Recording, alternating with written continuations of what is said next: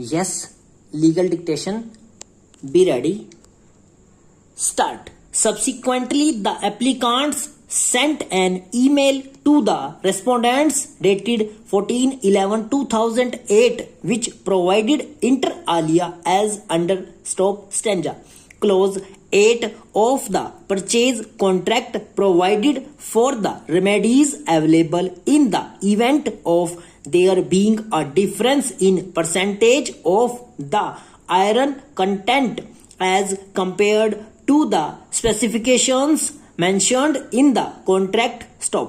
The said contract also provided that all disputes would be settled amicably and that if no settlement could be reached, the disputes would be submitted to arbitration to a third country to be agreed upon by both the parties. Stop stanza.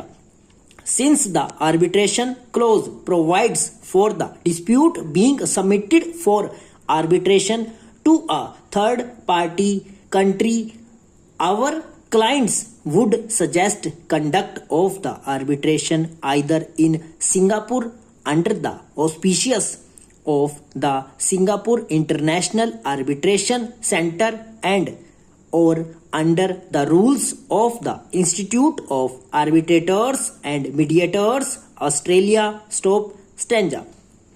The applicants again asked the respondents for reference to arbitrator wide email dated 21/11/2008 but in vain. Stop stanza.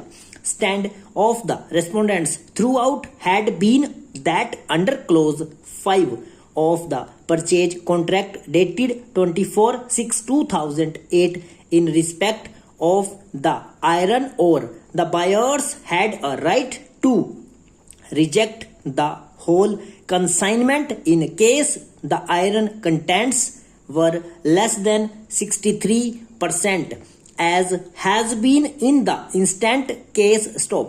However, considering other factors that goods had already reached the port of discharge in China, the buyers accepted the delivery thereof and therefore. Stop. Over.